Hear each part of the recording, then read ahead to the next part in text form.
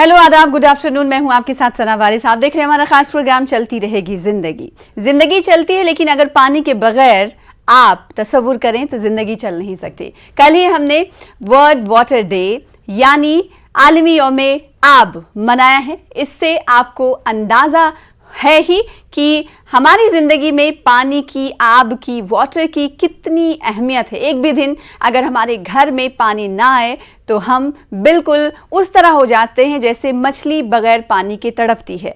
तो इस हवाले से सरकारी सतह पर भी कई काम और कई काविशें और कई पेशरफ्त की जा रही हैं। उसे बरूए कार लाने की ज़रूरत है और साथ ही साथ इस बात को भी ध्यान रखना है कि क्योंकि जोग्राफिकल कंडीशंस मुख्तलिफ इलाकों के अलग अलग होते हैं, अलग अलग रियासतों के होते हैं, तो ऐसे में जो जोग्राफिकल कंडीशन को देखते हुए कैसे टीम वहां पहुंचती है और हर घर जल के नारे को मुमकिन बनाया जाता है सरकारी सतह पर, ये जानना बहुत ज़रूरी हो जाता है। और हर गांव की अगर हम बात करें तो गांव में पानी नल से, हैंडपंप से निकाला जाता है। बहुत सारे गांव ऐसे हैं जहां पर अभी भी लोग कुएं से पानी निकाल कर पीते हैं और बहुत से गांव ऐसे हैं जहां पर बिजली के साथ साथ नल के ज़रिए पानी, जल यानी पानी पहुंच चुका है। तो क्या चैलेंजेस दरपेश होते हैं, साथ ही पानी के बगैर, जैसा कि मैंने कुछ देर पहले कहा कि ज़िंदगी नामुमकिन सी लगती है, तो पानी को बचाने की हवाले से भी कई एनजीओ की तरफ से कोशिशें की जाती रही हैं। और इस हवाले से न्यूज़ 18 नेटवर्क का एक कैंपेन आपने देखा होगा, पानी ही जिंदगानी के तौर पर हम चलाते आ रहे हैं। तो पानी की अहमियत हम सबको समझना है, क्योंकि कहा यह जाता है कि अगर आपने अभी पानी को सही तरीके से, सही मिकदार में खर्च नहीं किया तो आने वाले दिनों में, आने वाले कई सालों के बाद आने वाली नस्लें पानी को तरसेंगे। और साथ ही मुख्तलिफ इलाकों में नाज़रीन आप देखते होंगे कि जैसे जैसे मौसम गर्मा शुरू होता है, गर्मी की शुरुआत होती है, पानी की कमी होने लगती है। तो क्या वजूहात इसकी होती हैं?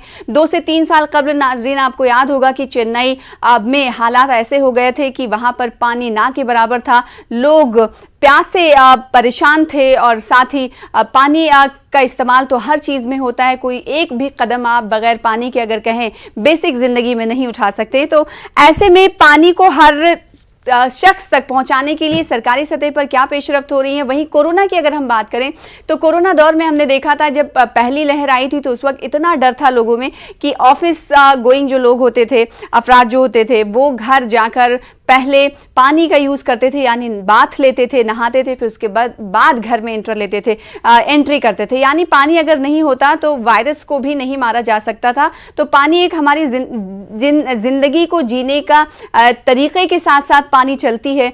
कोरोना का एक बार फिर से मैंने जिक्र इसलिए किया क्योंकि पानी का साथ कोरोना में भी रहा और ज़्यादा पानी का इस्तेमाल कोरोना में हुआ। और अभी कोरोना के हवाले से जहां बंदिशें तमाम ख़त्म हो गई हैं, लेकिन नए जो तशवीश हैं वो लगातार सामने आ रहे हैं। एक और नई तशवीश है जो सामने आई है, वो ये कि ओमिक्रॉन प्लस डेल्टा यानी दोनों से मिलकर एक नया वायरस ऐसा है जो हिंदुस्तान आ चुका है। तो इस वायरस के बारे में डॉक्टर्स क्या कहते हैं हम जानने की कोशिश करेंगे। इसलिए हम 2 खास मेहमान को आज मदऊ कर रहे हैं, चलती रहेगी जिंदगी का हिस्सा बना रहे हैं, जिनको आप टीवी स्क्रीन पर इस वक्त देख पा रहे हैं। एक तस्वीर में, एक विंडो में आप डॉक्टर सैयद आबिद रशीद शाह को आप देख पा रहे हैं, जो कि मिशन डायरेक्टर हैं जल जीवन मिशन JNK। आपका इस्तकबाल करते हैं। अब आपको समझ में आया होगा कि मैं आब के बारे में यानी पानी और वाटर के बारे में क्यों बात कर रही थी। तो जम्मू कश्मीर में सरकारी सतह पर यह पेशरफ्त जल जीवन मिशन किस तरह से काम कर रही है और इनकी जिंदगी में यानी एक मिशन डायरेक्टर की जिंदगी में पानी की अहमियत क्या है भी हम जानेंगे। साथ ही दूसरे विंडो में आप डॉक्टर राजीव दास गुप्ता साहब को देख पा रहे हैं। आप हैं मेंबर नेशनल AEFI कमेटी के। आपका इस्तकबाल करते हैं, बहुत दिनों के बाद आपसे मुलाकात हो रही है। उम्मीद करते हैं आप खुश खुर्रम होंगे और सेहतमंद होंगे। डॉक्टर सैयद आबिद रशीद साहब, कल हमने वर्ल्ड वाटर डे मनाया और आज आपसे मुलाकात हो रही है। हालांकि ये मुलाकात कल ही हो जानी थी आपसे, ताकि पानी की अहमियत और इफादियत और इसकी मुश्किलात से लोगों को आप बेहतर तरीके से, हमसे बेहतर तरीके से आप आगाह कर सकते हैं। देर ही सही, कोई बात नहीं, आज आपसे मुलाकात हुई है। आज आपकी ज़िंदगी में हम जानना चाहेंगे कि पानी की अहमियत क्या है, क्योंकि आप इस पूरे मसले का समाधान निकालने के लिए या फिर उन लोगों तक जहां तक पानी अभी नहीं पहुंचा है, पहुंचाने के लिए बहुत सारी कोशिशें आपका महकमा कर रहा होता है। तो आपने पानी की प्रॉब्लम्स को, परेशानी को किस हद तक समझ पाया है और आपको क्या लगता है कि पानी क्या वाकई में जिंदगानी है? शुक्रिया सना जी, आपने मदु किया हम सबको और आपके अपने नाजरीन से बात करने का मौका दिया। पानी की अहमियत ग़ालिबन आप और मैं बहुत अच्छे से नहीं समझ पाएंगे। पानी की अहमियत वो राजस्थान में हमारी माँ, बहन, बेटी समझ पाएगी जिसको 4-5 किलोमीटर सर पे पानी का घड़ा लेके चलना पड़ता है तपती हुई धूप में, ताकि वो अपने घर में बच्चों को और बुजुर्गों को पानी दे सके पीने का। पानी की अहमियत शायद वो हमारी माँ, बहन, बेटी समझ पाएगी जो कुपवारा के किसी दूर दराज फॉरेस्ट एरिया में, उफ्तादा इलाके में पहाड़ चढ़ के वो पानी का घड़ा ले जाती है ऊपर अपने बच्चों के लिए, उनकी प्यास बुझाने के लिए। ग़ालिबन हम ये उनसे बेहतर नहीं समझ पाएंगे। बिल्कुल। आप जानती हैं कि हमारे पूरे मुल्क में डाइवर्स ज्योग्राफी है, जहाँ पे राजस्थान जैसे डेजर्ट एरियाज हैं, वहाँ जम्मू कश्मीर जैसे माउंटेनस टेरेन्स भी हैं, और इन सब जगहों पे अपनी अपनी इंपॉर्टेंस पानी की हर किसी को समझ आती है। ग़ालिबन अर्बन एरियाज में इतनी बहुतात है पानी की कि वो शायद रूरल या ऐसे कोई जोग्राफिकली डिसएडवांटेजेस एरियाज को उसमें पानी की कमी की अहमियत को नहीं समझ पाते हैं। इसी कमी को मद्देनजर रखते हुए ऑनरेबल प्राइम मिनिस्टर साहब के पर्सनल लीडरशिप और डायरेक्शन में जल जीवन मिशन चल रहा है कि ये चैलेंजेस किस तरह से पूरी कंट्री में दूर किया जा सके। जम्मू कश्मीर में भी पूरी कंट्री की तरह जल जीवन मिशन जोरों शोर से इम्प्लीमेंट हो रहा है। आपको ये जान के खुशी होगी कि जम्मू कश्मीर, आप जानते हैं, ज्योग्राफिकली एक बड़ा पिक्यूलियर इलाका है, जहाँ पे माउंटेनस टेरेन है, जहाँ पे अपने आप में टेरेन की बड़ी डिफिकल्टीज हैं, चैलेंजेस हैं, और यहाँ तक ओवरहेड टैंक्स बनाना, पानी के सोर्सेज टैप करना, हालांकि हमारे लिए बहुत ज्यादा ऊपर वाले ने बड़ी देन है इस एरिया में, खासतौर पर पानी की बनस्बत बाकी मुल्क के, लेकिन वहां तक पानी पहुंचाना और उस कैपेसिटी और उस क्वालिटी का पानी पहुंचाना बहुत बड़ा चैलेंज है। लेकिन मैं खुशी के साथ आपको ये कहना चाहता हूं कि ये पूरे मुल्क में, जम्मू कश्मीर में भी ये एक पब्लिक मास मूवमेंट बन गया है, वाटर कंजर्वेशन, वाटर मैनेजमेंट। क्योंकि आज जो हम पानी इस्तेमाल कर रहे हैं ये सिर्फ हम अपने लिए इस्तेमाल करते हैं, लेकिन हम शायद 30 साल, 40 साल, 50 साल बाद जो अपनी आने वाली नस्लों को यही वाटर रिसोर्सेज सौंप के जाएंगे, हम शायद उस जाने पहले बहुत ज्यादा नहीं सोचते थे। अब मेरा ख्याल है कि उस जाने अवेयरनेस लाने की और ज्यादा अवेयरनेस बढ़ाने की जरूरत है। गुंजाइश भी बहुत ज्यादा है कि हम अपने पूरे मुल्क में वाटर मैनेजमेंट, खा वो पीने का पानी हो, खा वो इरिगेशन पर्पस के लिए हो, उस जाने क्योंकि आज जो हम इस्तेमाल कर रहे हैं कल के लिए बचा रहे हैं, नहीं बचा रहे हैं अपनी आने वाली नस्लों के लिए, ये बहुत इंपॉर्टेंट हो जाता है। तो वाटर कंजर्वेशन और वाटर मैनेजमेंट किस तरह से की जाती है, जल जीवन महकमे की तरफ से लोगों को बेदार करने की किस हद तक कोशिशें की जाती है, इस हवाले से हम कुछ देर बाद आपसे सवाल करेंगे। डॉक्टर राजीव दास गुप्ता का रुख कर लेते हैं। डॉक्टर राजीव, आपसे कुछ देर पहले मैंने अपने नाज़रीन से कहा था कि ओमिक्रॉन प्लस डेल्टा मिलकर एक वायरस ऐसा हिंदुस्तान आया है, उस वायरस के बारे में हम जानना चाहेंगे कि कुछ अगर आपको जानकारी हो तो बताएं हमारे व्यूअर्स को। शुक्रिया। जो डेल्टा वेव जो रहा, जो सेकंड वेव रहा भारत में, जिसमें और दुनिया भर में, जिसमें काफ़ी मौतें हुई, डेथ रेट्स काफ़ी ज़्यादा थे, वो SARS-CoV-2 वायरस यानी कोविड-19 का सबसे भयंकर रूप था जी।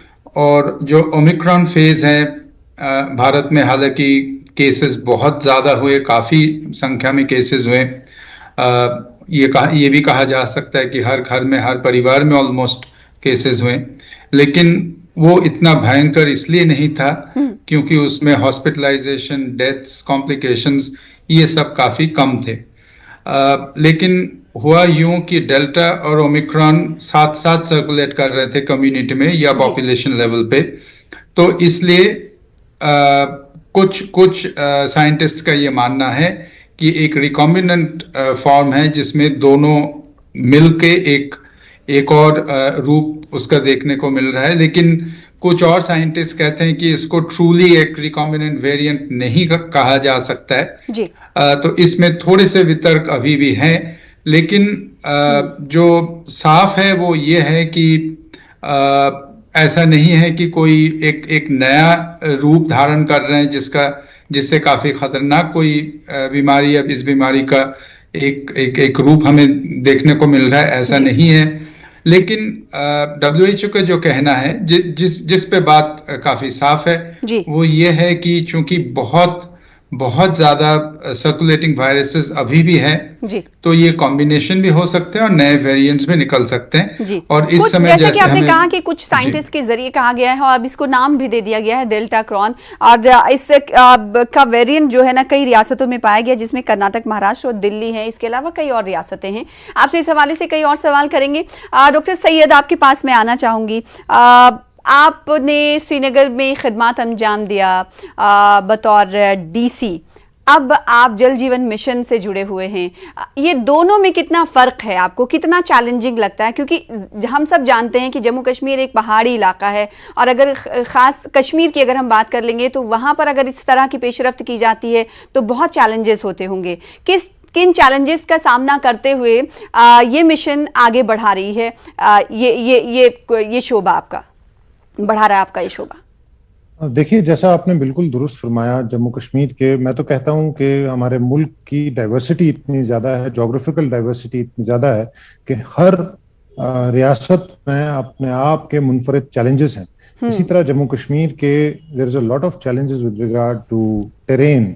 कहीं आपका पहाड़ी इलाका है, कहीं आपका हेडलोड तकरीबन 4-5 किलोमीटर सर पे बोझा लाद के जाना है, उसके बाद फिर आप पाइप्स वहाँ इंस्टॉल कर पाते हैं, बाकी तमाम मशीनरी इंस्टॉल कर पाते हैं। तो अपने आप में बहुत बहुत मेजर चैलेंजेस हैं।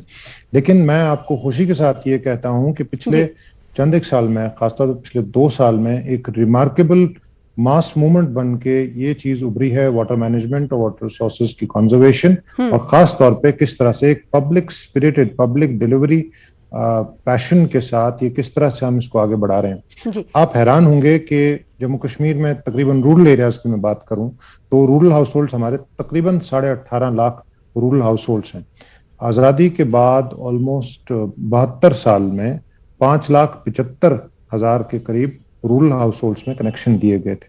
उसके अगले 2 साल में, पिछले 2 साल में, 74 साल हो गए, पिछले 2 साल में 4,85,000 यानी तकरीबन 5 लाख ऐसे नए वाटर कनेक्शंस दिए गए हैं हाउस होल्ड्स को, जो कि पहले नहीं थे, which is in effect remarkable progress considering कितनी ज्यादा डिफिकल्टीज और कितनी ज्यादा जोग्राफिकल डिफिकल्टीज हैं। और हमारा हदफ ये है कि इस साल हम 2024 में पूरे मुल्क में जल Jeevan mission rural house holds को हमने 55 लीटर्स पर डे कैपेसिटी का और बहुत बेहतरीन क्वालिटी का पानी सप्लाई करना है पूरे मुल्क में। जम्मू कश्मीर ने, हमने अपने आप के लिए ये चैलेंज किया, हमने मुल्क से पहले ही ये हदफ हासिल कर लेना है। क्या बात? इसी तरह जैसे आप जानते अच्छा, हैं डॉक्टर सैयद आबिद रशीद साहब, क्योंकि आप बहुत एक्टिव रहते हैं लोगों की परेशानियों का इजाला करने में, हम कई खबर जम्मू कश्मीर बुलेटिन्स में लोगों के सामने पेश करते हैं, और साथ ही उन तस्वीरों को देखकर हैरानी भी होती है कि आज भी हम 21वीं सदी में जी रहे हैं, लेकिन जम्मू कश्मीर के लोग आज भी दूर दराज इलाकों में पानी के लिए घड़े लेकर जाते हैं। कई प्रोटेस्ट भी हम दिखाते हैं। तो अभी जितने मकबूल आप डीसी के बतौर पहले थे, अभी लोगों की क्वेरीज को कैसे आप लेते हैं और कैसे उसे उसका सलूशन निकालने की कोशिश करते हैं? देखिए, मुझे लगता है लोग शिकायत तब करते हैं और लोग आप तक वो मसला तब लेके आते हैं कि लोगों को ये उम्मीद हो कि उस मसले का हल हो। तो इसको बहस तनकीद बराए तनकीद ना लेते हुए इसको तनकीद बराए तामीर के हवाले से लेना चाहिए।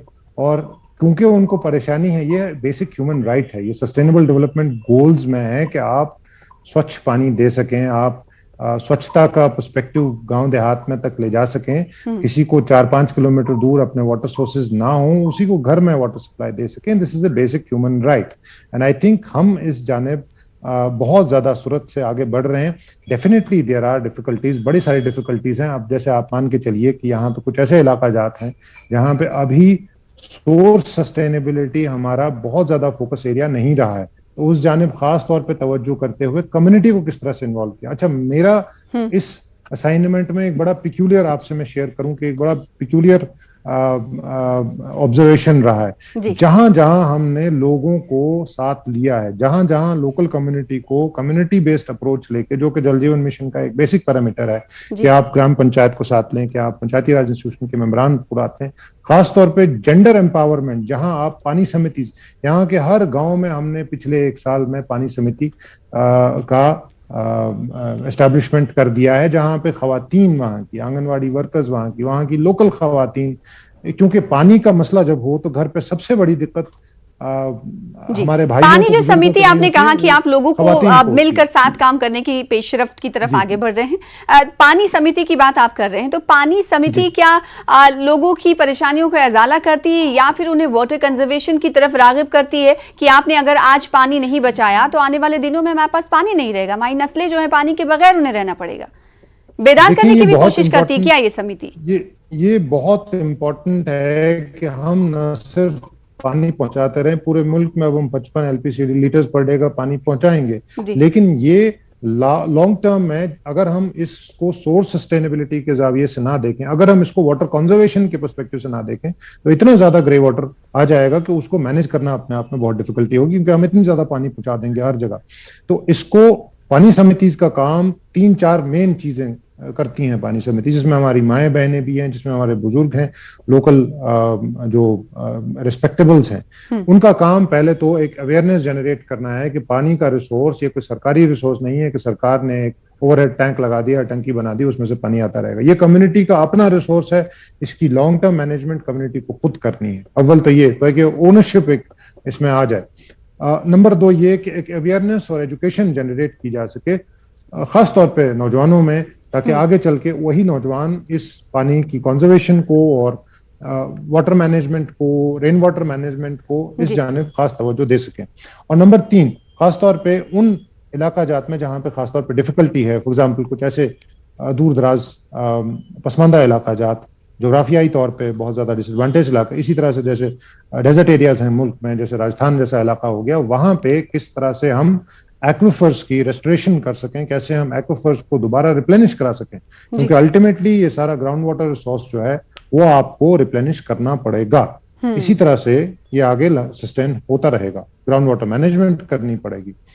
बिल्कुल, ये तमाम चीज़ें हैं जिस पर जोर देने की कोशिश की जाती है और आवाम से भी अपील की जाती है कि आप, क्योंकि जब हम छोटे थे तब ये कहा जाता था कि पानी को ज़्यादा ज़ाया ना करो, अल्लाह इससे हिसाब लेगा। तो एक तरीके से बच्चों को अगर ये सीख बचपन से ही दी जाएगी कि आपसे ये हिसाब मांगा जाएगा कि आपने बहुत ज़्यादा पानी खर्च किया है, तो इसलिए लिमिट पे पानी खर्च किया जाए, तो बच्चों को बचपन से ही अगर सीख इस तरह की पेरेंट्स देंगे तो उन्हें पता होता है कि पानी हमें ज़्यादा यूज़ नहीं करना है, बेहिसाब पानी यूज़ नहीं करना है। एक बार फिर से रुख कर लेते हैं डॉक्टर राजीव साहब का। डॉक्टर राजीव, डेल्टा क्रोन की हम बात कर रहे हैं और साथ ही पानी की बात कर रहे हैं। आपकी ज़िंदगी में पानी, सी बात है हम सब की जिंदगी में अहमियत का हामिल है पानी, लेकिन आप पानी को, वाटर को किस नजरिए से देखते हैं डॉक्टर होने के नाते? जैसे अभी हम डिस्कस कर रहे हैं, पानी को एक बेसिक राइट की तरह समझा जाना चाहिए, और जैसे हम बात कर रहे थे सस्टेनेबल डेवलपमेंट गोल्स में इसको काफी तवज्जो दी गई है। ये बहुत ही एक सेंट्रल मिशन है देश में, चाहे वो भारत सरकार हो और चाहे राज्य सरकार या लोकल बॉडीज हों।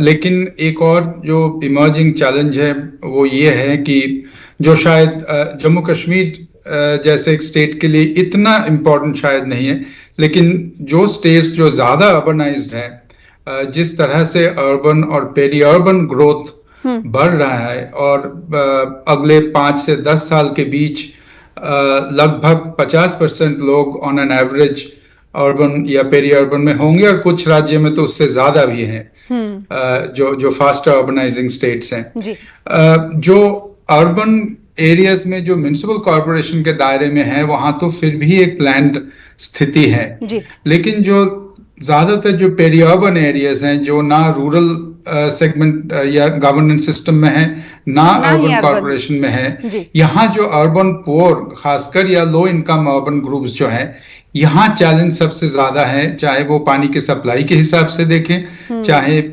वाटर रिलेटेड डिजीजेस के हिसाब से देखें। और इन एरियाज का जो लीगल स्टेटस है, यानी वो एलिजिबल है या नहीं फॉर्मल वाटर सप्लाई सिस्टम्स के लिए, ये एक बहुत बड़ा गवर्नेंस चैलेंज भी है और इंजीनियरिंग चैलेंज तो है ही। बिल्कुल, ये बहुत बड़ा और अच्छा पॉइंट आपने उठाया। हम चाहते हैं कि डॉक्टर सैयद आप इस पर राय रखें कि जो सेमी अर्बन और सेमी रूरल एरियाज होते हैं, पेरी अर्बन एरियाज हो गए, जिन का कोई एक कह सकते हैं कि मसीहा नहीं है, किसी म्युनिसिपल के अंदर वो आते ही नहीं है, तो वहाँ कि आखिर उन लोगों की उन लोगों का ख्याल कौन रखेगा?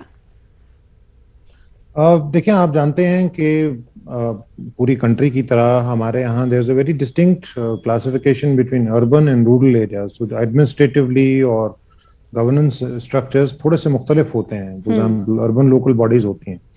आपने जहां तक जिक्र किया जो पेरी अर्बन एरियाज हैं या सेमी अर्बन एरियाज हैं जहां पे विच आर इन स्टेट की न रूरल है और न अर्बन है जी। इस तरह के एरियाज लार्जली अगर तो वो urban area urban metropolis area में नहीं आते हैं तो वो जल जीवन मिशन में कवर हो जाते हैं पूरे मुल्क में। अगर in case they are covered in an urban area और semi urban area, now Jal Jeevan mission takes care of rural areas.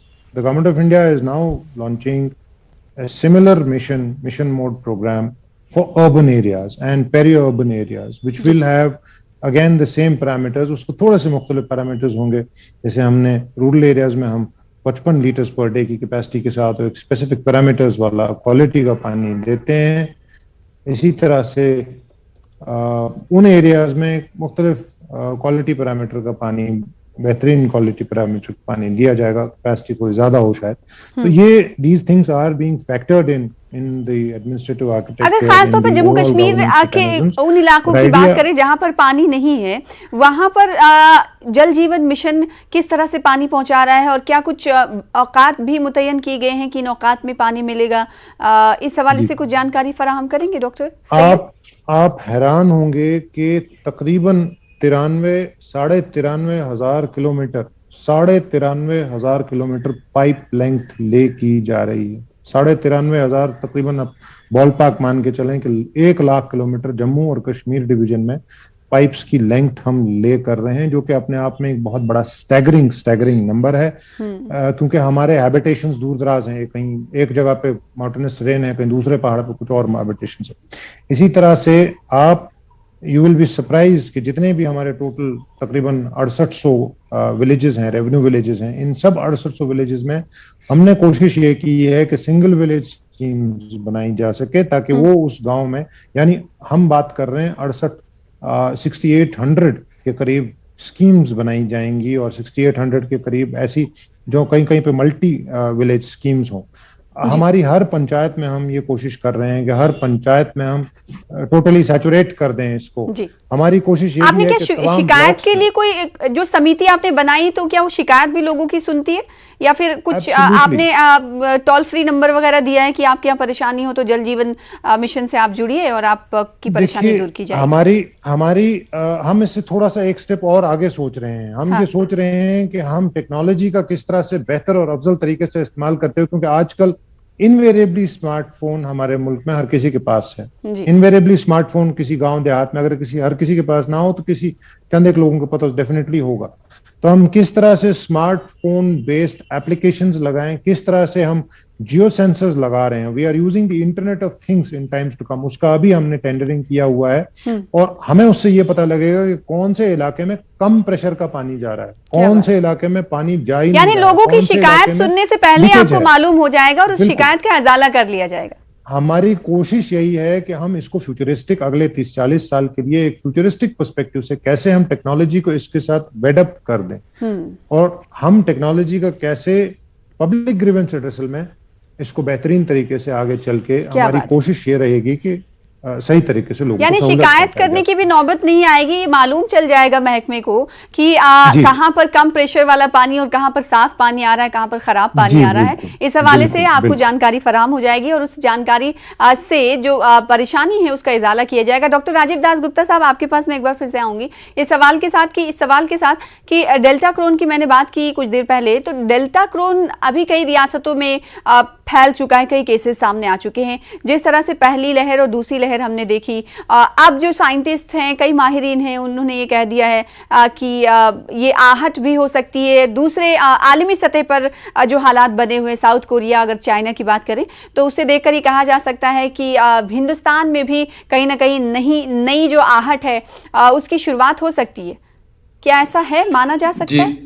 जी, इस समय चाइना और साउथ कोरिया का जो सिचुएशन है, ये दो मुल्क जो है ये WHO के वेस्टर्न पैसिफिक रीजन में है। ये वेस्टर्न पैसिफिक रीजन में पिछले हफ्ता के मुकाबला जो 15 मार्च की सिचुएशन रिपोर्ट है, करीब करीब 30% ज्यादा केसेस हुए हैं। साउथ कोरिया में इस समय, वो एक छोटे पॉपुलेशन के देश हैं, साउथ कोरिया में इस समय लगभग 6 लाख केसेस पर डे का न्यू केस काउंट है। हाँ। क्रिमेटोरियम जो है वो ओवरफ्लोइंग है। डर लग रहा है कि हिंदुस्तान में कहीं कुछ ऐसा ना हो। जी, तो साउथ कोरिया, चाइना अगर देखें तो हिंदुस्तान में जरूर ये संभावना है कि केसेस बढ़ सकते हैं, लेकिन ये भी हमें मानना है कि चूंकि ये ओमिक्रॉन वेरिएंट है, मोस्ट लाइकली ये माइल्ड होंगे, तो हो सकता है कि उतना खतरनाक कोई सिचुएशन ना हो। हाँ, लेकिन ये माना जा सकता है कि आपको रहना है तो इस वायरस के साथ ही रहना होगा और जिंदगी गुजारना होगा, इसलिए जो न्यू नॉर्मल शुरू हुआ था उसे जारी रखिए। बहुत शुक्रिया डॉक्टर राजीव साहब, डॉक्टर सैयद साहब हमारे साथ जुड़ने के लिए और जल जीवन मिशन का मौक़िफ़ रखने के लिए बहुत शुक्रिया। कई और सवाल थे जिस पर आपकी राय जाननी थी, लेकिन वक्त हमें इजाजत नहीं देता। फिलहाल इसी के साथ नाज़रीन दीजिए हमें इजाजत, कल फिर होगी मुलाकात, चलती रहेगी जिंदगी में। आदाब।